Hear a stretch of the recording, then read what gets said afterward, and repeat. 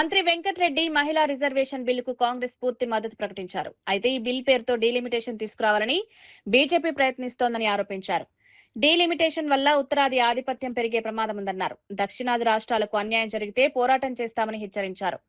ఎన్నికల కోడ్ అమల్లో ఉన్నప్పుడు పార్లమెంట్లో చట్టాలు చేయడం సరైంది కాదని పేర్కొన్నారు.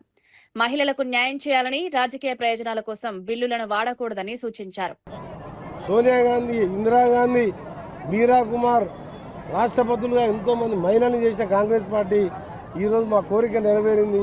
ఒక్కటే నష్టమైందంటే ఆయన 50% సీట్లు పెంచాలి, దానికి దక్షిణ భారతానికి పూర్తి అన్యాయం జరిగి వాళ్ళు మా ఓట్లు అవసరం లేకుండా అక్కడ నార్త్ ఇండియా 600 సీట్లల్లో వాళ్ళకి కావాల్సిన 450 అయితే గవర్నమెంట్ ఎప్పుడు మేమే అధికారంలో ఉండొచ్చని పార్లమెంట్ ఎన్నికల కోడ్ ఉన్నది. ఇప్పుడు బీహార్లో పోలింగ్ ఉన్నది, తమిళనాడులో పోలింగ్ ఉన్నది.